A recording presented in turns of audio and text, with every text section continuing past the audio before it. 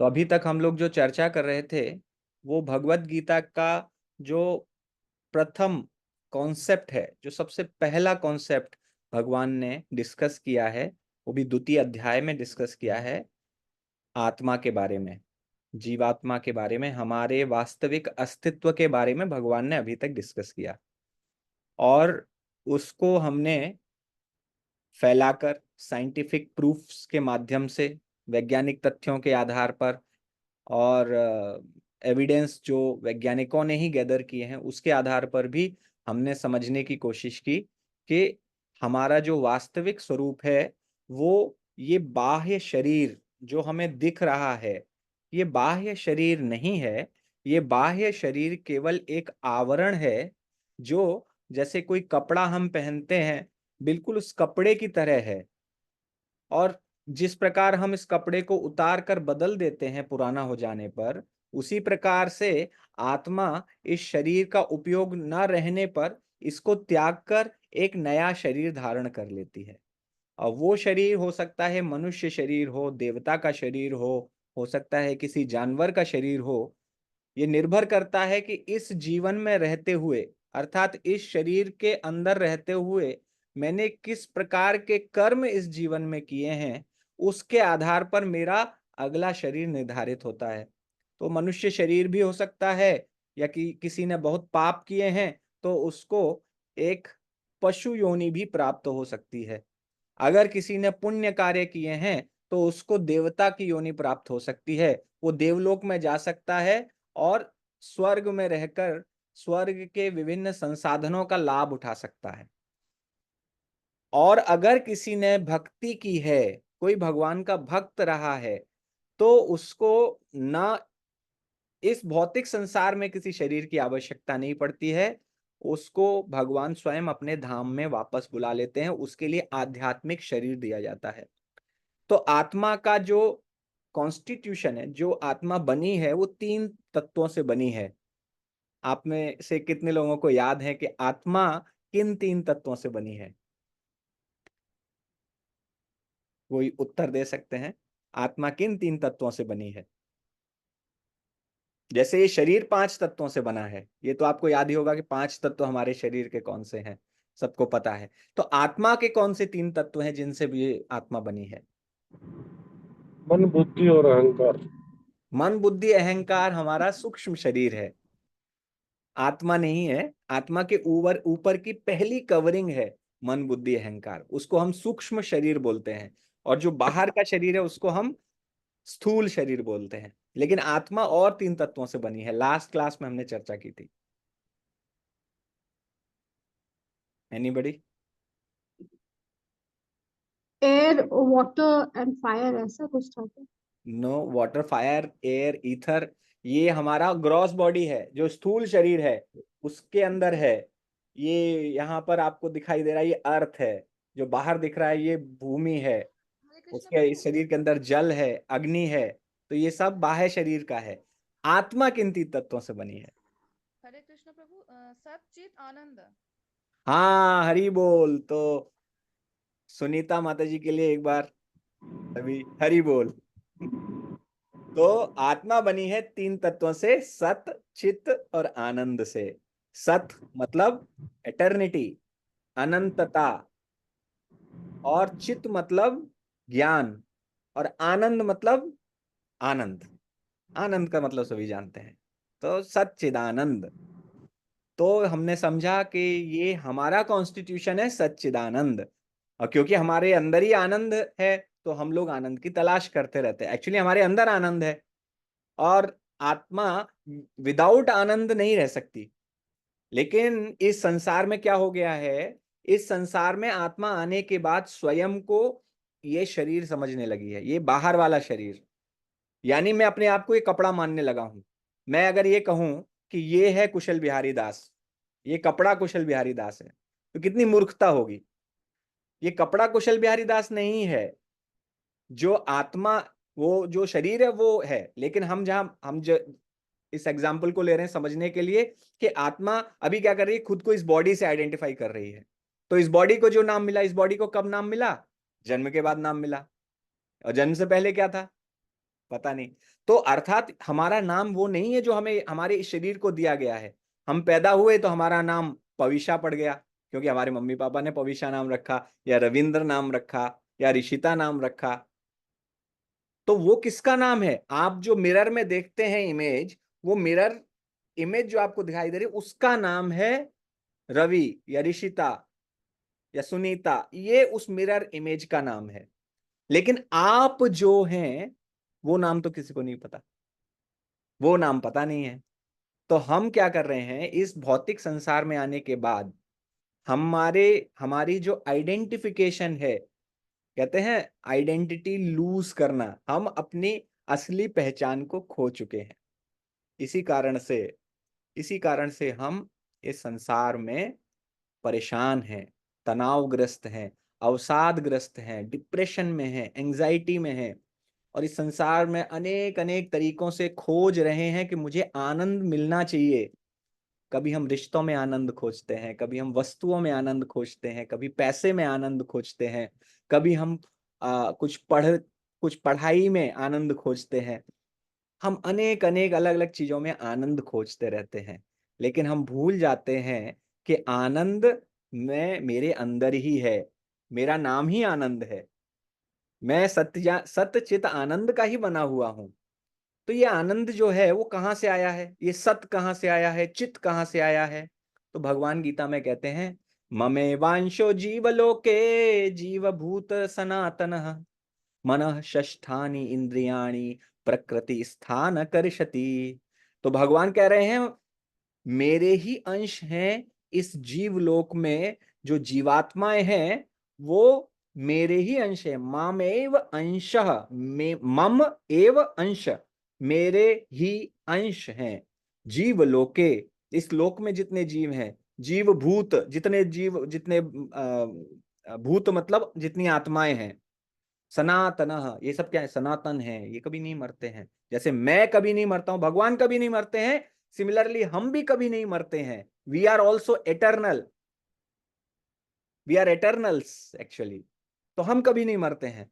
और मनः षष्ठानि इंद्रियाणि प्रकृति स्थान कर्षति। कर्षति मतलब संघर्ष करना, कर्षण का मतलब है संघर्ष करना।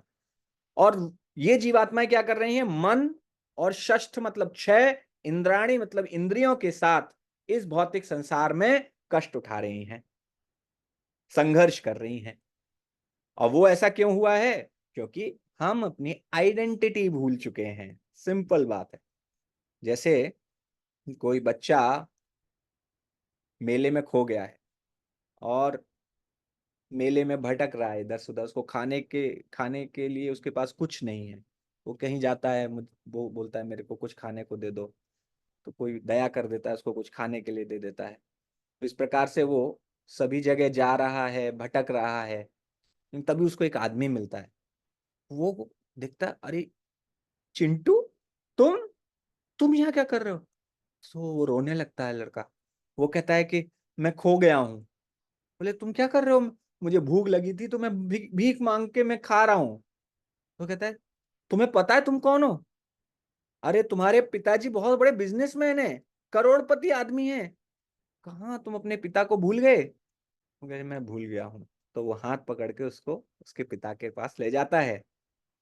तो जब वो बच्चा अपने पिता से मिलता है, उसको आनंद ही आनंद मिला। वो आनंद की तलाश कर रहा था क्योंकि उसको भूख लग रही, जरूरत है उसकी, भाई उसकी जरूरतें भी पूरी नहीं हो पा रही थी।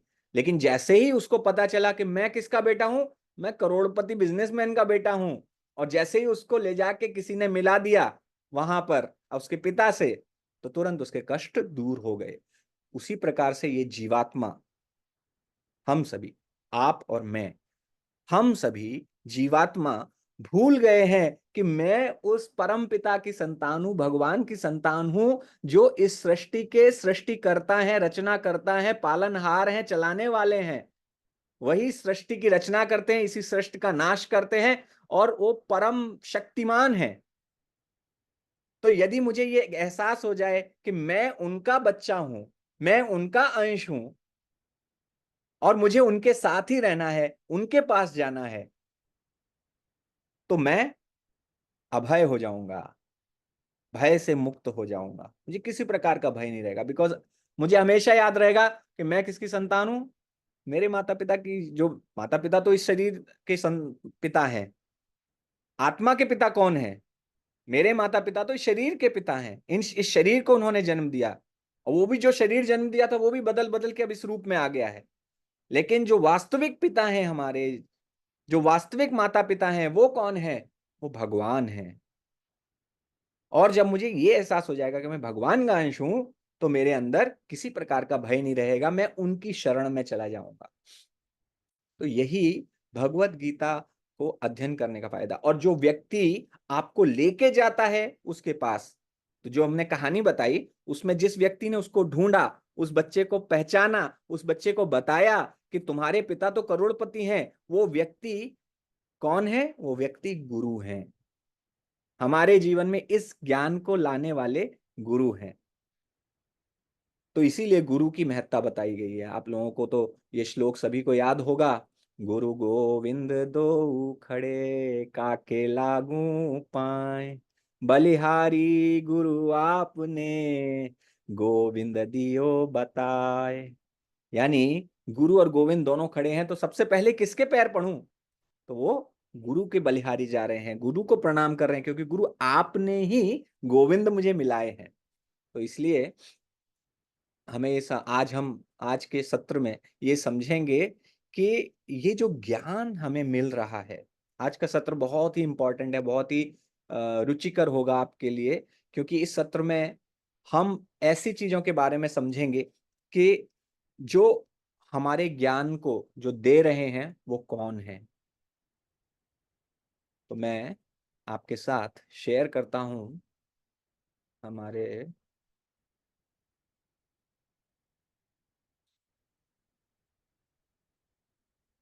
आप लोगों को दिखाई दे रही मेरी screen? Screen is visible, right? Yes yes. Okay, ठीक है। तो डिस्कवर मैनुअल ऑफ लाइफ, तो जीवन का जो मैनुअल है उसको खोजना। एक्सेस ट्रुथ बियॉन्ड डिफेक्ट्स, किसी भी प्रकार की कमियों से, डिफेक्ट माने जो हमारे अंदर जो कमियां हैं उनके परे जाकर वास्तविक सत्य को समझना। तो इनडिफीटेबल वैदिक ट्रुथ, तो हम आज समझेंगे कि वैदिक जो सत्य हैं, वेदों में जो सत्य बताए गए हैं वो किस प्रकार से अजेय हैं, उनको कोई नहीं हरा सकता, कोई परास्त नहीं कर सकता। आपने देखा होगा जैसे जगदीश चंद्र बोस ने कहा कि प्लांट्स में जीवन होता है, तो पहले तो नहीं पता था। पहले लोग ये कहते थे कि वेदों में शुरू से लिखा है कि चर और अचर दो प्रकार के जीव होते हैं। चर मतलब जो चर मतलब चल फिर सकते हैं, और अचर जो चल नहीं सकते हैं, एक स्थान पर रहते हैं। लेकिन साइंस ने अभी फिलहाल में ही, जगदीश चंद्र बोस ने पिछली शताब्दी में उन्होंने ये प्रूव करके दिखाया साइंस के माध्यम से कि पेड़ों में, वृक्षों में भी जीवन होता है, प्लांट्स में भी जीवन होता है। पहले साइंस नहीं मानती थी कि प्लांट्स में जीवन होता है। आप अगर पढ़ेंगे कि श्रीमद् भागवतम के तृतीय स्कंद तृतीय स्कंद को पढ़ेंगे तो उसमें एम्ब्रियो के बारे में पूरी जानकारी दी गई है, भ्रूण। तो जब स्त्री और पुरुष जब यूनाइट करते हैं तो किस प्रकार से जो बच्चे का जन्म होता है उसके एक एक दिन की कहानी, कि किस दिन क्या अंग डेवलप होता है, वो श्रीमद् भागवतम में दी गई है। और साइंस ने अभी हाल ही में ये सब पता किया। साइंस को ये जानने में अनेक वर्ष लग गए। काऊ डंग की, हमारे जैसे जो गोबर है, वो हमारे संस्कृति में गोबर को हमेशा से ही महत्ता दी गई है। पहले लोग गोबर से अपना घर लीपते थे, एंड साइंस ने अभी पता किया कि गोबर जो है एंटीसेप्टिक होता है। तो अब आप देख रहे हैं कि धीरे धीरे जब साइंस भी उसी चीज को बता रही है जो ऑलरेडी वेदों में लिखा हुआ है, तो हमारी जनता, सब लोगों के बीच में इसकी जागरूकता बढ़ रही है, लोग उपयोग कर रहे हैं। तो फिर से लोग योग की तरफ जा रहे हैं, राइट। तो लोग जिम जाते हैं, अपनी बॉडी बनाते हैं, लेकिन योग क्या करता है? न केवल आपकी मसल्स भी बनाता है, आसन होते हैं योग में, योग आसन, तो आसन के द्वारा मसल्स बन सकती हैं, और प्राणायाम के द्वारा आपके इंटरनल ऑर्गन्स की भी एक्सरसाइज हो सकती है। तो ये सब जो सत्य हैं, जो तथ्य हैं, ये सब तथ्य वेदों में दिए गए थे, लेकिन किसी कारण से, जो कि अलग चर्चा का विषय है, किसी कारण से मॉडर्न सिविलाइजेशन, जो आधुनिक सभ्यता है, उसने वेदों को नकार दिया, और वो पाश्चात्य देशों के अनुसार या वैज्ञानिक तथ्यों पर आधारित अभ्यास करना चाहते थे।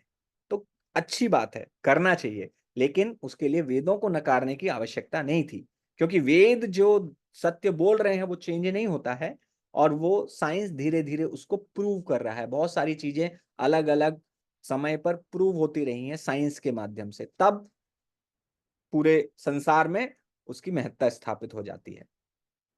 तो अभी वास्तुशास्त्र देखिए, वैदिक कॉस्मोग्राफी, एस्ट्रोनॉमी, वैदिक मैथ्स बहुत फेमस हो गई है। तो ये सभी जो ज्ञान है वेदों का, वो अनंत काल से हमारे पास है।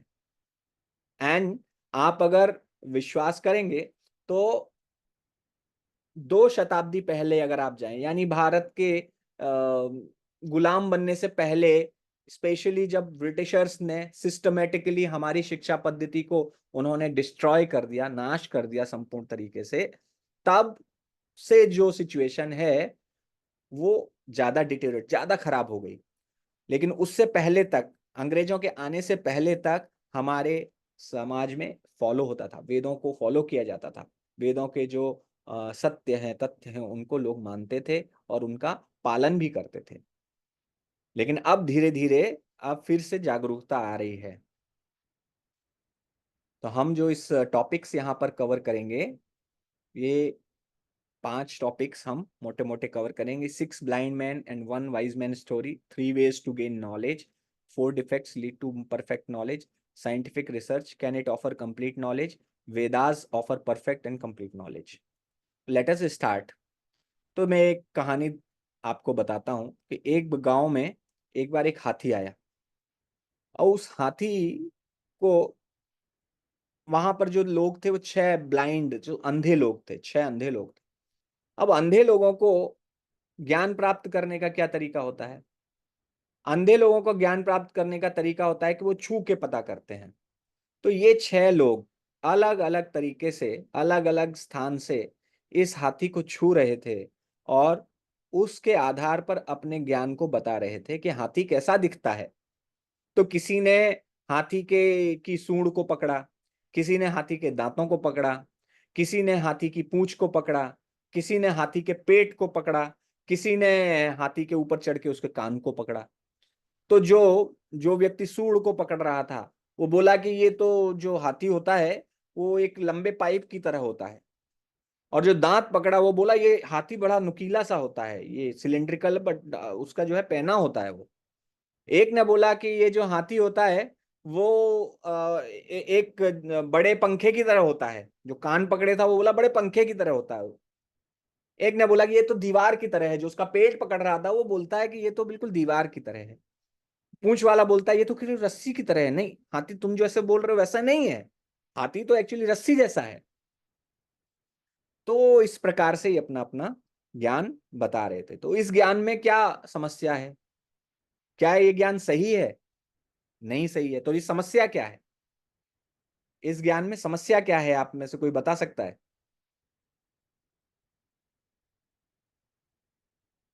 एनीबडी?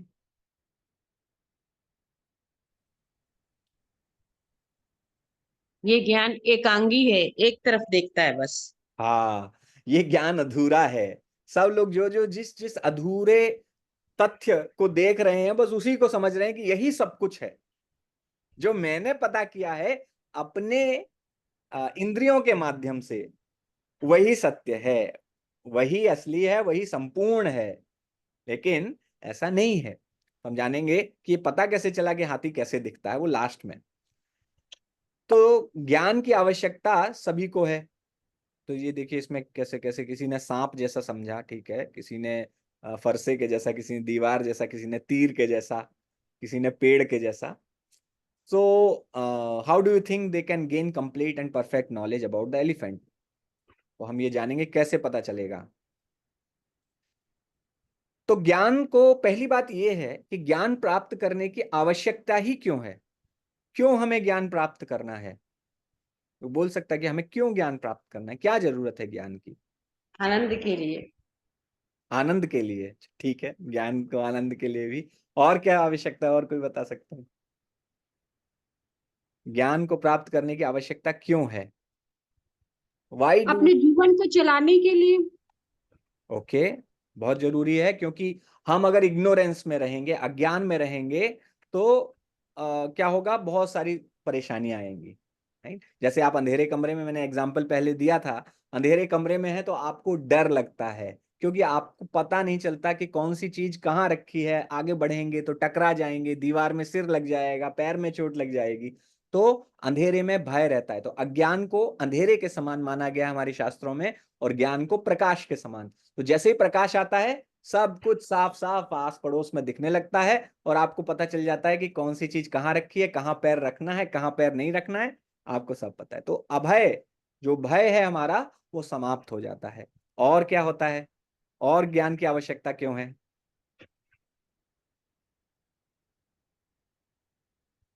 ज्ञान की आवश्यकता इसलिए भी है क्योंकि हमारा जीवन उससे बड़ा आसान हो जाता है। क्योंकि हमारे जीवन में कुछ समस्या आती है, तो हमें पता है कि ये समस्या क्यों आई, ज्ञान की जरूरत पड़ती है। जैसे कोरोना आया, तो रिसर्च की गई कि कोरोना कैसे आया, इसको कैसे रोका जा सकता है। तो हमारे जीवन में कुछ परेशानियां आती हैं, तो हम उसको दूर करने के लिए ज्ञान का सहारा लेते हैं। और जैसे कुछ भी परेशान, जैसे हमें पसीना आता है, तो हमने क्या किया, पंखा इन्वेंट कर लिया। और हमें किसी स्थान पर जल्दी पहुंचना है, तो हमने गाड़ी इन्वेंट कर ली। कैसे की? ज्ञान के आधार पर। तो हमने इस प्रकार से ज्ञान लेने की कोशिश। और दूसरा, ज्ञान हमारी आवश्यकता भी है, क्योंकि हमारे अंदर ही है, हम खुद सत चित आनंद के बने हुए हैं। तो चित्त का मतलब तो ज्ञान ही है। तो अगर कहा जाए कि हमारा नेचर ही ज्ञान प्राप्त करना है, हमारा स्वभाव ही ज्ञान प्राप्त करना है, तो उसमें भी कुछ गलत नहीं है, क्योंकि हम ज्ञान प्राप्त करना चाहिए, क्योंकि हमारा नेचर है। That's why we want to gain knowledge. इसीलिए ये इंपॉर्टेंट है। शिल प्रभुपाद जो इस्कॉन के फाउंडर हैं, एक बार उनसे डॉक्टर बेनफोर्ड, एक साइंटिस्ट थे, वो मिले। तो शिल प्रभुपाद ने उनसे कहा कि आपने घास के ऊपर इतनी रिसर्च की है, इतनी बड़ी बड़ी बुक्स लिख दी हैं, तो ये लिखने की क्या जरूरत थी? गाय को देखो, उसको तो कुछ पढ़ने की जरूरत नहीं कि घास के अंदर क्या है और किसकी जरूरत है, वो खाती है आराम से, उसमें उसे तो कोई समस्या नहीं है। तो उन्होंने कहा, तो बेनफोर्ड ने कहा कि क्योंकि हमें ज्ञान प्राप्त करने की इच्छा होती है, इसलिए हम ये सब रिसर्च करते हैं, ताकि हमें पता चले कि ग्रास कैसे बढ़ती है, उसका मतलब वो कैसे भोजन मिलता है उसको, किस प्रकार से उसकी ग्रोथ होती है, साइटोप्लाज्म, प्रोटोप्लाज्म, न्यूक्लियस, हम ये सब पढ़ना चाहते हैं। इसलिए तो श्रील प्रभुपाद ने उनसे कहा कि अगर आपको ज्ञान प्राप्त करने की इतनी जरूरत महसूस होती है, तो ग्रास का क्यों कर रहे हो? आप उस व्यक्ति के बारे में ज्ञान क्यों नहीं प्राप्त करना चाहते जिसने इस घास को बनाया है, जिसने इस घास को इस स्थान पर रखा है? आप उसके बारे में क्यों नहीं जानना चाहते? उस भगवान के बारे में क्यों प्रश्न नहीं करते हैं? तो श्रील प्रभुपाद का ये प्रश्न था, क्योंकि आप अगर देखेंगे कि वर्तमान जो वैज्ञानिक पद्धति है ज्ञान प्राप्त करने की, वो होती है प्रत्यक्ष प्रमाण के आधार पर। प्रत्यक्ष प्रमाण क्या होता है? Direct sense perception. Direct sense perception से आपका क्या मतलब है? डायरेक्ट सेंस परसेप्शन का क्या मतलब है, कोई बता सकता है? जो देखते हैं वो करते हैं। हाँ, जो देखा वो ही हमें सच। और इसके अलावा क्या है कि अब जैसे मुझे मुझे रसगुल्ले का टेस्ट पता करना है, राइट? तो मैं क्या करूंगा, उसको खा के देखूंगा, तो पता चल जाएगा। मैं बोलूंगा रसगुल्ला मीठा होता है, तो ज्ञान कहाँ से मिला? मेरी टंग के माध्यम से, इंद्रियों के माध्यम से मुझे ज्ञान मिल गया, राइट? तो लेकिन प्रत्यक्ष प्रमाण, ये प्रत्यक्ष प्रमाण में भी अपनी समस्याएं हैं, जिसको हम डिस्कस करेंगे। दूसरा होता है अनुमान प्रमाण, theories based on observation, guess work. तो हम क्या है, जैसे हमें कुछ आपने सुना होगा, जैसे डार्विन की थ्योरी आपने पढ़ी होगी बचपन में, कि डार्विन ने बहुत सारे एक थ्योरी लिखी है, थ्योरी ऑफ इवोल्यूशन। उसमें लिखा है कि शायद मनुष्य का जो शरीर है वो बंदरों से आया है, और इस कारण से ऐसे ऐसे सिचुएशन आई जिस कारण से वो धीरे धीरे इवॉल्व करते हुए बंदर से मनुष्य बन गया। इसको क्या बोलते हैं? Guess work. इसमें भी अपनी समस्याएं हैं, इसके बारे में हम लोग चर्चा करेंगे। और तीसरा है शब्द प्रमाण, कि बोनाफाइड अथॉरिटी, जो एक टीचर है, गुरु है, उससे ज्ञान प्राप्त करना। ये तीन अलग अलग माध्यम है। तो प्रत्यक्ष प्रमाण क्या है? प्रत्यक्ष प्रमाण में है डायरेक्ट सेंस परसेप्शन। तो क्या इससे हमें पूर्ण ज्ञान मिल सकता है? आप में से कितने लोग मानते हैं कि इसमें से प्रत्यक्ष प्रमाण के माध्यम से मुझे पूर्ण ज्ञान मिल सकता है? नहीं मिल सकता। कितने लोग मानते हैं कि नहीं मिल सकता? हाथ खड़ा कर दीजिए, उसी में आपके जूम में से हाथ खड़ा कर दीजिए। नहीं मिल सकता। How many of you agree कि प्रत्यक्ष प्रमाण से पूर्ण ज्ञान नहीं मिल सकता? ओके, बाकी लोगों का पता नहीं चल रहा है। जूम में एक फैसिलिटी होती है जिसमें आप अपना हाथ खड़ा कर सकते हैं। इसमें आपको दिखाई देगा नीचे हियर, जहां पर रिएक्शंस लिखा हुआ है, वहां पर रेज हैंड का एक ऑप्शन होता है। रिएक्शंस में raise hand, yes, okay, Subhashis sir ने किया, okay, yes, Rishita. Prabhu ji, actually मैं सुजाता हूँ, ये ऋषिता मेरी बेटी का है, तो उसका नाम से यहाँ आता है। एक्चुअली मेरा नाम सुजाता है। ओके, सुजाता माता जी, यस। तो आई होप सभी लोग को पता है कि प्रत्यक्ष प्रमाण के माध्यम से संपूर्ण ज्ञान प्राप्त नहीं हो सकता। लेकिन उसका कारण क्या है? पहले हम देखते हैं कैसे नहीं हो सकता। जैसे आप देखिए कि ये जो रेलवे ट्रैक है, वो आपको लग रहा है कि आगे जाके मिल जा रहा है, एक हो जा रहा है, तो लेकिन क्या कभी वो एक होगा? कभी एक नहीं होगा। बट हमारी आईज को, आंखों को क्या लगता है कि ये आगे जाके मिल जा रहा है। जैसे होराइजन है, अब आपको दिख रहा है वहां पे आकाश और पृथ्वी एक हो रहे हैं, मर्ज हो रहे हैं, एक दूसरे से जुड़ जा रहे हैं, लेकिन क्या कभी ऐसा हो रहा है? कैसा होगा? नहीं होगा। तो this is called direct sense perception में हमें दिखाई जो देता है वो जरूरी नहीं है कि वही सही हो। Is seeing is equal to believing? No. देखिए, जैसे ये मिरर है, अब इसमें कॉन्वेक्स मिरर और कॉन्केव मिरर आप रखेंगे तो आपको अपनी जो असली तस्वीर है वो नहीं दिखाई देगा, अपनी असली परछाई, आपकी रिफ्लेक्शन नहीं दिखाई देगा, प्रतिबिंब, क्योंकि वो टेढ़ा मेढ़ा हो जाएगा।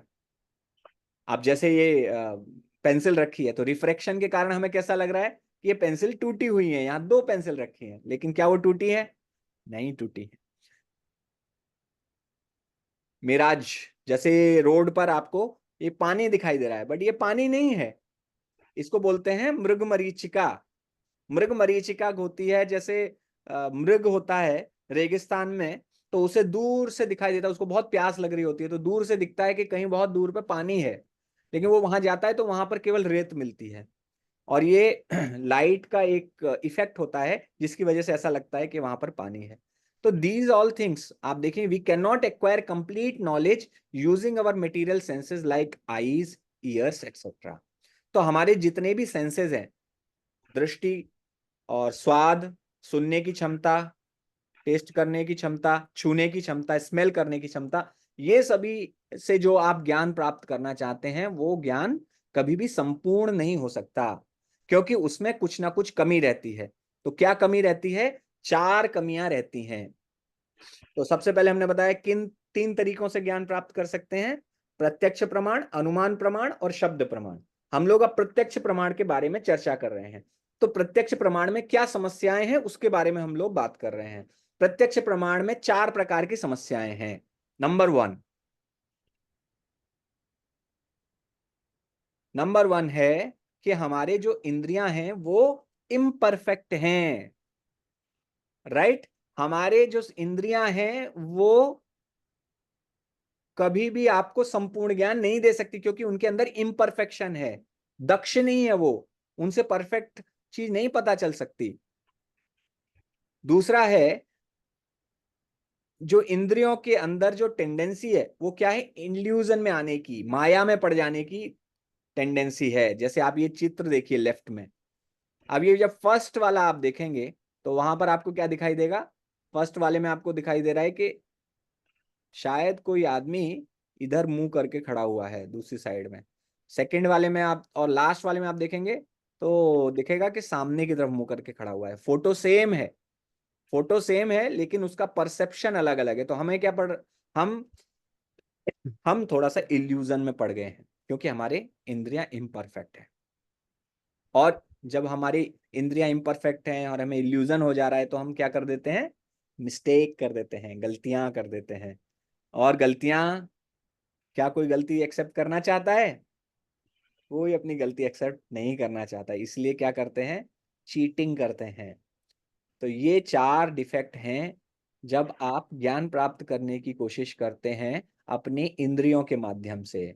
First, number 1, we have imperfect senses, हमारी इंद्रियां इम्परफेक्ट हैं। दूसरा, क्योंकि हमारी इंद्रियां इम्परफेक्ट हैं इस वजह से हम मोह माया में पड़ जाते हैं, हम इल्यूजन में पड़ जाते हैं, भ्रम, भ्रम में ज्यादा बेटर है। तो हम भ्रम में पड़ जाते हैं, और भ्रम में पड़ने के बाद क्या होता है, हम गलतियां करते हैं, नंबर 3। और गलतियां करके फिर क्या करते हैं, हम उसको छुपाने की कोशिश करते हैं। तो ये 4 डिफेक्ट हैं हमारी इंद्रियों के, और हमारे इस प्रत्यक्ष प्रमाण के ये 4 डिफेक्ट हैं। तो इम्परफेक्ट सेंसेस का उदाहरण मैं आपको देता हूं। जैसे हमारी आंखें जो हैं वो, अगर आप देखेंगे वेवलेंथ होती है, प्रकाश की वेवलेंथ होती है, वो उस वेवलेंथ के अंदर ही हम देख सकते हैं। हम इंफ्रारेड नहीं देख सकते, अल्ट्रा वायलेट रेज नहीं देख सकते। आपको पता होगा इंफ्रारेड और अल्ट्रा वायलेट, जो लोग साइंस बैकग्राउंड से उनको तो पता ही होगा, बाकी सब लोगों ने भी सुना होगा। तो आईआर और यूवी ये हमारे दृष्टि के जो बैंड है उससे बाहर है, उस रेंज से बाहर है, तो हम उनको नहीं देख सकते। उसी प्रकार से हमारे कान केवल 20 हर्ट्ज से 20,000 हर्ट्ज तक की रेंज में जो ध्वनि आती है उसको सुन सकते हैं, उसके अलावा हम नहीं सुन सकते, राइट। तो इसीलिए कभी एक डॉग या रैट विसल होती है, घर से चूहे भगाने के लिए वो विसल जो है लगा दी जाती है, तो उसकी आवाज हमें नहीं आती है, लेकिन चूहों को सुनाई देती है। चूहों के तेज तेज आवाज आती है, चूहे डर के मारे भाग जाते हैं। डॉग विसल भी होती है, वो डॉग विसल की आवाज हमें नहीं सुनाई देती क्योंकि वो हायर फ्रीक्वेंसी में है या लोअर फ्रीक्वेंसी में, जिसमें भी है। तो 20 से 20,000 हर्ट्ज तक ही हमें सुनाई देता है। तो ये हमारे इम्परफेक्ट सेंसेस हैं। If senses have limitations I can use instruments. तो प्रश्न ये आता है कि चलो ठीक है, माना भाई कि मेरी जो है इंद्रियां तो परफेक्ट नहीं है, लेकिन इंस्ट्रूमेंट तो मैं बना सकता हूँ। माइक्रोस्कोप बना लिया, माइक्रोस्कोप से दिखाई दे रहा है। मैंने टेलीस्कोप बना लिया, तो मैं दूर तक आकाश में तारों को देख सकता हूँ, ग्रहों को देख सकता हूँ। तो उसमें क्या प्रॉब्लम है? तो इसमें प्रॉब्लम ये है जो Nobel prize winning physicist Eugene Wigner ने बताई थी। उन्होंने कहा, even if we photograph stars, eventually we have to take in by our senses what the photo shows. तो यदि आप टेलीस्कोप से फोटो खींच भी लेते हैं तो उस फोटो को स्टडी कैसे करेंगे? आप स्टडी करेंगे अपनी आंखों के माध्यम से ही, अल्टीमेटली आपको स्टडी करना पड़ेगा, अपनी इंद्रियों के माध्यम से ही आपको स्टडी करना पड़ेगा। और हमारी जो further more without our senses we can not handle a camera. और उस कैमरे को चलाना है, उसको फोकस करना है, उसके बाद उसकी फोटो खींचनी है, तो मुझे अपनी ही इंद्रियां यूज करनी पड़ेंगी। So even if we amplified refined by instrument, the knowledge is no more perfect than our imperfect senses. तो यदि हम अपने ज्ञान को बहुत ही रिफाइन कर लें, शुद्ध करके, परिष्कृत करके एकदम उसको ज्ञान प्राप्त कर भी लें, लेकिन फिर भी कहीं ना कहीं हमारी इंद्रियों का उसमें हस्तक्षेप हो ही जाएगा। और क्योंकि आपकी इंद्रियों ने हस्तक्षेप कर दिया तो फिर वो जो ज्ञान है वो विश्वसनीय नहीं रहा, फिर आप उसको विश्वास नहीं कर सकते, क्योंकि कहीं ना कहीं हमारी गलती, इम्परफेक्शन उसमें जा ही सकता है।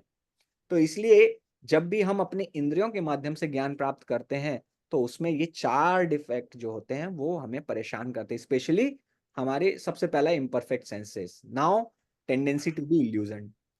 आप जैसे इसका क्या एग्जांपल है, जैसे संतरा, अगर आप पहले रसगुल्ला खाएं या पहले आप गुलाब जामुन खाएं और उसके बाद संतरा खाएं तो आपको कैसा लगेगा, स्वाद कैसा लगेगा? उसका स्वाद खट्टा लगेगा, करेक्ट। और वहीं मैं पहले नींबू खाऊं, नींबू का रस पी लूं और उसके बाद में संतरा टेस्ट करूं तो संतरा मुझे कैसा लगेगा? मीठा लगेगा। मीठा लगेगा। हाँ, तो संतरा मुझे मीठा लगेगा क्योंकि मैंने उससे पहले नींबू खाया। तो ये प्रॉब्लम किसकी है? संतरे की है। ये प्रॉब्लम संतरे की नहीं है, ये प्रॉब्लम नींबू की नहीं है, सेंस। ये हमारे सेंस की प्रॉब्लम है। दैट मीन्स हमारे सेंस में इल्यूजन हो गया, भ्रम पड़ गया। तो हम तभी आप देखिए, कभी प्रकाश कभी बहुत, जैसे आप ट्यूबलाइट की तरफ देखते रहिए, देखते रहिए, देखते रहिए, बहुत देर तक ट्यूबलाइट की तरफ देखेंगे, उसके बाद जहां भी देखेंगे आपको ट्यूबलाइट ट्यूबलाइट दिखाई देगी, ट्यूबलाइट की रोशनी ऐसी लाइन बनी हुई दिखाई देगी। तो उसके बीच में अगर कुछ डॉट बना है, उस लाइन जहां पर आप देख रहे हैं, तो आपको उस समय वहां नहीं दिखाई देगा कुछ, क्योंकि वो प्रकाश जो गया था उसकी वजह से उतना एरिया में अभी आपको थोड़े समय तक कुछ नहीं दिखाई देगा। तो हम क्या है, भ्रम में पड़ जाते हैं क्योंकि हमारी इंद्रियां परफेक्ट नहीं है। जैसे स्किन है, अगर water touched with warm hand appears cool, आप अगर नॉर्मल टेम्परेचर पानी है लेकिन आपका हाथ गर्म है तो आप अगर पानी छुएंगे तो आपको ठंडा लगेगा। वहीं अगर आपका हाथ ठंडा है और नॉर्मल पानी छुएंगे तो आपको फील होगा कि ये तो गर्म है हल्का। तो ये हम भ्रम में पड़ जाते हैं। अब आपको मैं कुछ पिक्चर्स दिखाऊंगा, जिन पिक्चर्स को देखने के बाद आपको दो इंटरप्रिटेशन निकलेंगे। आपको लगेगा अच्छा ये भी हो सकता है और ये भी हो सकता है। तो आप अपनी इमेजिनेशन, अपनी कल्पना शक्ति को आप उपयोग में लाइए और देखिए कि इस पिक्चर को देखकर आपको क्या लग रहा है। आप मुझे बता सकते हैं, जिन लोगों को जो लग रहा है बता सकते हैं। अब ये पिक्चर देख के बताइए कि इसमें आपको कौन दिखाई दे रहा है या क्या दिखाई दे रहा है।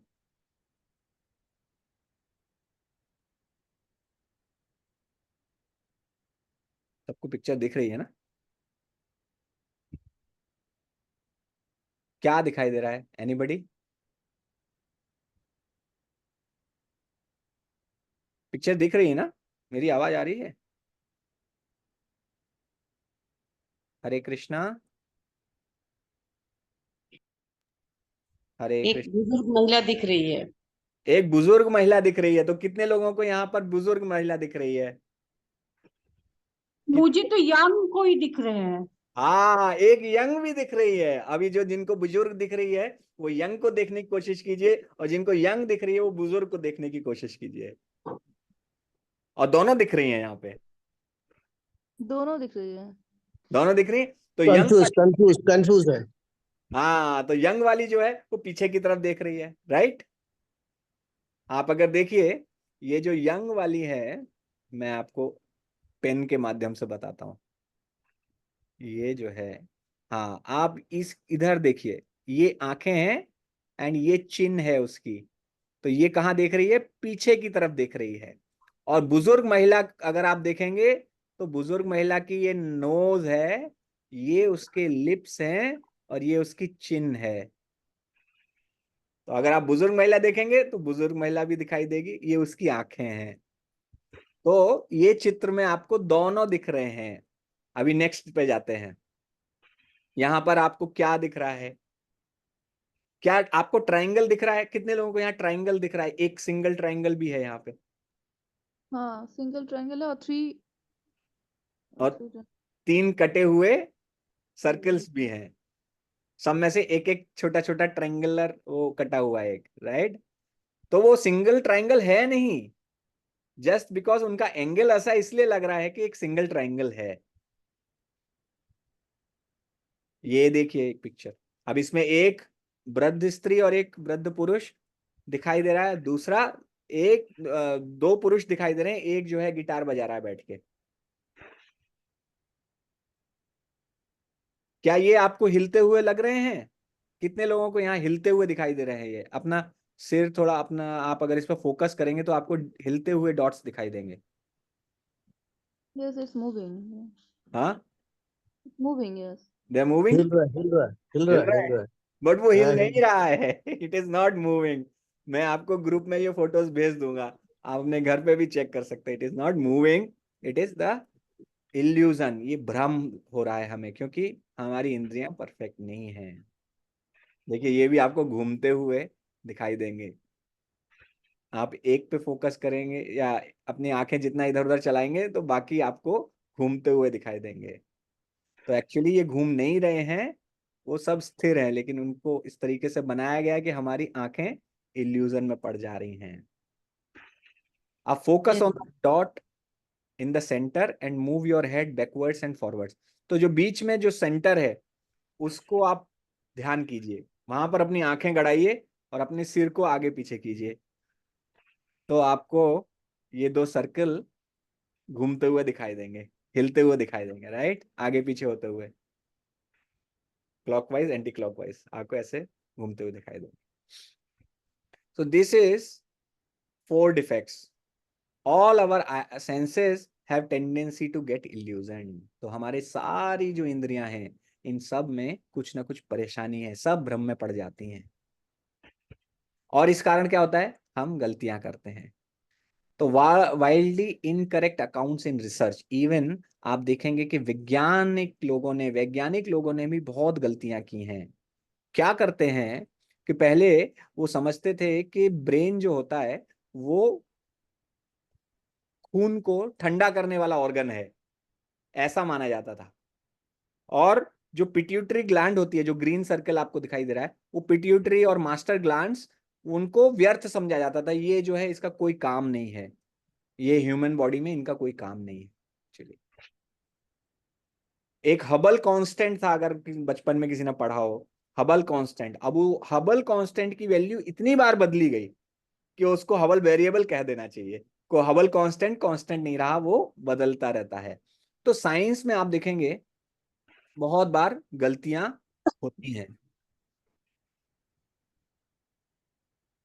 और जब गलतियां होती हैं तो मनुष्य का क्या रिस्पॉन्स होता है कि वो गलती छुपाना चाहता है। तो इवन साइंटिस्ट्स ने भी, जो कि वैज्ञानिक, जो जिनका हम जिनको बहुत धन्यवाद देते हैं, उनका बड़ा उपकार मानते हैं कि उन्होंने टेक्नोलॉजी को इतना बढ़ा दिया, इतनी अच्छी रिसर्च की, उन्होंने भी बहुत चीटिंग करने की कोशिश की। उनमें से कई लोगों ने, not all, I am not saying कि सभी लोग ऐसे हैं, लेकिन बहुत सारे लोग हैं। जैसे एक मिसिंग लिंक की खोज करना चाहते थे बिटवीन एप्स एंड ह्यूमन, बंदर और इंसानों के बीच में। तो डार्विन की थ्योरी आपने सुनी होगी। डार्विन ने कहा कि जो है इंसान बंदरों से आया है, लेकिन उसको लिंक नहीं मिल रहा था कहीं, कि कोई तो एक ऐसी अवस्था बीच में रही होगी जहां पर आधा बंदर था और आधा इंसान बन गया था। तो वो जो मिसिंग लिंक है वो कभी मिला नहीं। तो सबसे बड़ी डिस्कवरी हुई कि एक पिल डाउन मैन होक्स जो है बाद में वो उजागर हुई। तो उसमें कुछ एक वैज्ञानिक थे, उन्होंने कहा कि मुझे जो है लिंक मिल गया है, एक ऐसा अवशेष मिल गया है जिसका आधा जो जबड़ा है वो बंदर का है और बाकी जो ऊपर का जबड़ा वो इंसान का है। तो 1912 में कनेक्टिंग लिंक मिला, उसको मेड अप था, वो बनाया गया था। और 1953 में फ्रॉड पता चल गया, ह्यूमन स्कल लगा दिया उसने, मनुष्य का खोपड़ा लगा दिया, और दूसरा बंदर का जॉ जो होता है जबड़ा, उसको घिस के उसको चिपका दिया उस पे, और बोला कि ये जो है ये लिंक है, ये बीच की अवस्था वाला है। And hoax proof of birds missing link, ऐसे ही extensive black painting all over, ये जो है ब्लैक पेंटिंग की गई। Light air abrasive quickly dissolve fake bones, तो ऐसे जो है बोन्स को उन्होंने बनाया गया था, और उसमें भी मिसिंग लिंक उन्होंने बताया था कि किस प्रकार से सिंगल सेल्युलर से, एक कोशीय जीव से अनेक कोशीय जीव, मैंने चिड़िया बन गई, ये बन गया, वो बन गया, इन्होंने बहुत सारी चीजें गई थी। तो वैज्ञानिक खोज में लग गए कि हम निकालेंगे, लिंक निकालेंगे, तो लिंक जो है वो बनाने लगे, फैब्रिकेट करने लगे। तो ये cheating in science, filed human jaw ape skull joint and they try to prove evolution of ape men. देखिए, Evolution. आपको साउंड आ रही थी?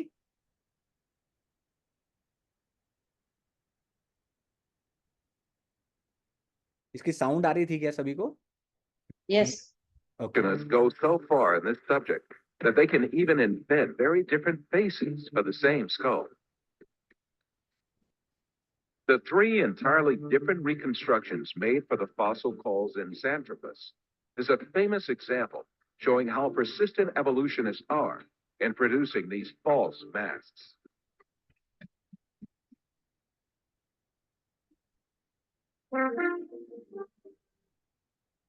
Another intermediate transitional form fabricated by evolutionists was the Nebraska man. This was cooked up in 1922 on the basis of a single fossil tooth. The evolutionists did not neglect to give it an ostentatious Latin name, Asparapithecus haroldcooki, or to make imaginary drawings related to it. It was soon revealed that the tooth that had been the source of inspiration for Nebraska man, in fact, belonged to a wild pig. Many other fossil skulls have been presented as great evidence for evolution, failed one by one.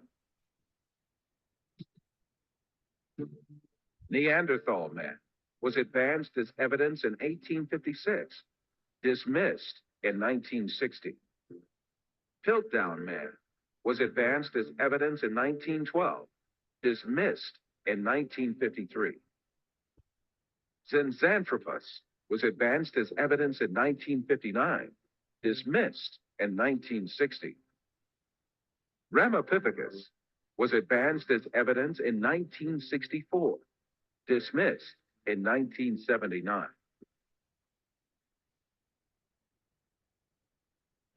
तो कितने लोगों को ये समझ में आया video? इसमें क्या बताया गया है? कोई बता सकता, समराइज कर सकता है इसमें वीडियो में क्या बताया गया था?